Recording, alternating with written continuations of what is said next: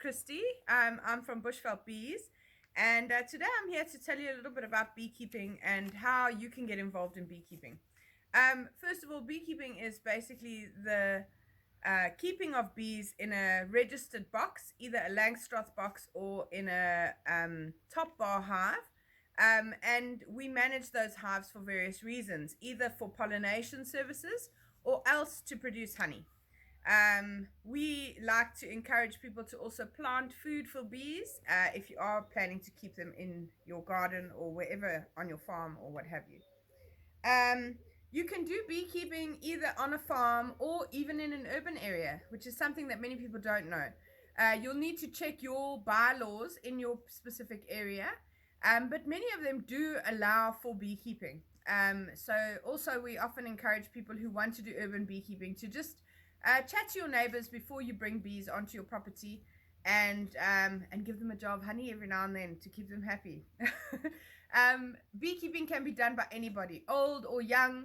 Our children are even involved in beekeeping. There isn't any legislation in South Africa that prevents children from doing beekeeping. However, it is advised that they are supervised by parents. So if your children are keen on beekeeping, you're going to get involved. Anyway, it's a lovely, fun thing to be doing, and it connects you so nicely to nature. Since I've become a beekeeper, I find I'm a lot more in tune with what's flowering in my garden and in the area around me. And I just find that being a beekeeper connects you so nicely to nature, much more than anything else that you could be doing. So definitely a wonderful hobby to have, even if you don't want to do it commercially. How much time do you need to be a beekeeper? That's something that many people ask me. You don't need to have a lot of time. Give yourself a few hours once a month for you to tend to your bees. And I promise you, you'll get addicted. You'll want to go and see what they're up to and what they're doing. So it is very, very exciting. It's very easy to get into beekeeping. You need to get the right equipment though, and make sure that you have taken the time to do a course or something like that, so that you have the knowledge that you need to keep those bees healthy and productive. It's also quite a dangerous hobby to have. Make sure that you have the knowledge to be able to manage your bees effectively so that they don't become a danger to yourself or to your neighbors. It's very important that you have the right knowledge. There are many courses available across South Africa. We run courses here in KZN. So if you'd like to join a course and come and learn about bees, we have two different levels. You can either do a beginner course, which can be either you want to become a beekeeper or maybe you're just interested in bees. It's a wonderful introduction course where you can learn how the hive operates and everything that you need to know in order to manage your own hives. If you'd like information on this, you can subscribe to our YouTube channel or contact us via WhatsApp. There'll be a WhatsApp number at the end of this video. So just have a look there and you'll be able to get hold of us directly to find out more. We can even guide you in the right direction of who you can contact in your respective areas. In order to become a beekeeper, other than the training, you also need to have the right equipment. It's not a very costly factor. The main thing is having a decent suit to protect you, and then also having things like a hive tool, a smoker, and the proper gloves. And once you've got that, all the other stuff is extra nice to have. So it doesn't have to be an expensive thing to start getting into. You can start beekeeping with a simple box, baiting it correctly, and putting it up at your home so that you can catch yourself a wild swarm. Probably the most exciting part of beekeeping is catching your own swarm and starting from scratch. The honey, obviously, is one of the main reasons why many people want to do beekeeping. And it is a wonderful thing to have, to harvest your own honey, to know where it comes from, and to know that it's 100% pure honey. There are also other products that you get from the hive, such as wax, which can be used to make lip balms and body lotions and things like that, as well as propolis, which can be used to make special treatments for stomach ulcers or for keeping your skin younger and all kinds of other things. So right at the beginning, it's important to decide, why are you wanting to keep bees? Is it just for the sake of keeping them, or do you want to produce honey or wax or propolis or a little bit of everything? Something that we must discuss is doing bee removals. Removing of bees is a very specialized profession. It's not something that normal beekeepers do. Even myself, we have a special division of our business that tackles only bee removals. It's a very dangerous profession to be in, and it's not something that your everyday beekeeper should be tackling. It's something that is, it can be very dangerous for the people around whilst you are busy doing the removal. And you put a lot of stress on that particular colony. So unless you know properly how to deal with the removal, it's not something that anybody should just do. This business of people saying, oh, come and fetch some free bees, they're in my roof or they're underneath my bath. That's not the case. It's something that takes a lot of skill and a lot of knowledge to be able to carry it out effectively without harming the people around you or without harming that colony, and making sure that that colony can thrive once it's moved into a box and is able to continue to produce effectively. So definitely not something just anybody should be doing. Right, let's talk a little about the colony. What an amazing super organism. The colony acts as one brain, and it's not led by the queen, as many might think. It's actually led by the workers. The workers decide what is going to be collected for the hive. They decide if they need a new queen or they don't, and they will also decide when it's time to produce drones and start to swarm. Amazing to watch the dynamics of how this hive operates once you get inside there. One bee hive can contain anything from 40,000 to 70,000 individual bees, which is extraordinary number of bees. The queen has a very special purpose. Her purpose is to lay eggs and produce babies.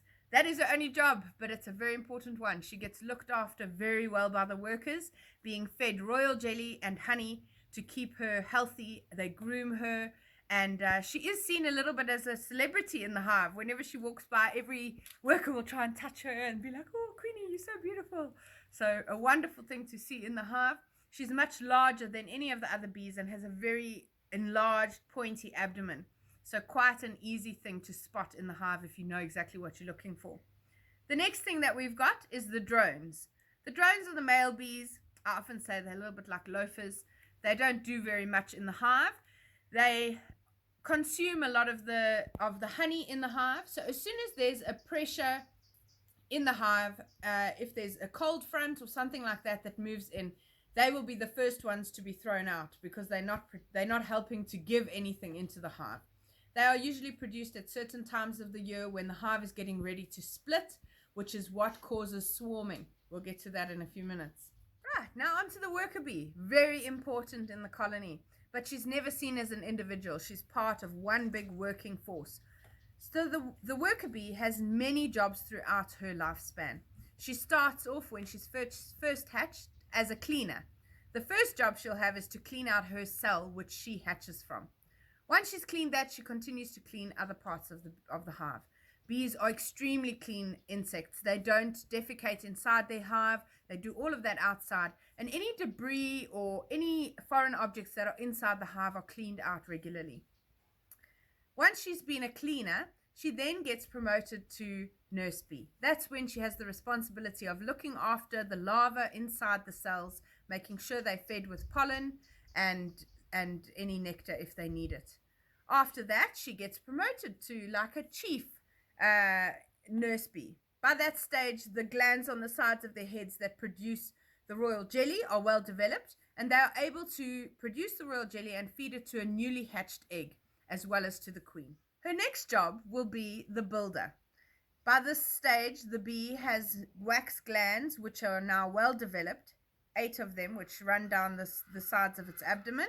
The bee can then produce little wax sheets. These are used to build the comb.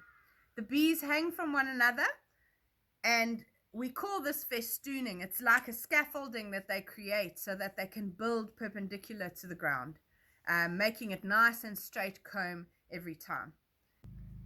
Whilst having the very important job of building, at this stage of their lives, the worker bee also is in charge of ripening of honey. Honey is made by dehydrating nectar and adding enzymes of their stomachs. So the nectar is passed from one bee to another, where the enzymes are mixed with the nectar and then regurgitated into the cell. Yes, that's correct. Honey is bee vomit. Woohoo! So this very important role takes place alongside the building of the comb. Very important role at this time of the bee's life. Once they have been the builder, they now have another job. They will become responsible for the ventilation of the hive. as well as collecting water and bringing it into the hive to keep the hive at a perfect temperature of between 35 and 37 degrees Celsius. My kids always ask, how do they know, Mom? I don't know. Nobody really knows how the bees are able to keep this temperature exactly correct. But through many years of studies, people have found that the bees somehow just know how to keep it between 35 and 37 degrees Celsius. Quite amazing. The bees will then be promoted to security. They become the guards at the front of the hive, and any danger that threatens the hive, the bees will keep at bay. They do this now at this stage of their lives because their venom is more potent now that they're a little bit older. And after being security, they will then be promoted to forager. This is the last phase of a worker bee's life, where they are responsible for foraging, collection of pollen, nectar, as well as tree sap, which is used to make propolis. Propolis is used in the hive to help open and close various areas, as well as to keep the hive clean and neat and tidy. The propolis has very good antibacterial properties as well as antibiotical properties, which are used in the hive to keep the bees nice and healthy. Although it does cause a bit of problem for us as it becomes hard as rock in the winter months, making it almost impossible to lift a frame out or to lift the lid of the hive. But it's very, very useful for the bees. I hope this bit of knowledge has got your interest spiked in how to become a beekeeper. Remember, we offer courses, so if you'd like to become a beekeeper, come and join us on one of our courses. Send me a WhatsApp and I'll reply with the information on how to get going. Subscribe to our YouTube channel to learn more about beekeeping in Southern Africa. Our beekeeping channel is aimed directly at South African beekeepers. There's lots of knowledge out there, but we try to make sure that it's all relevant to where we live. Hello. No, wait. To make sure that you give yourself that little bit of time.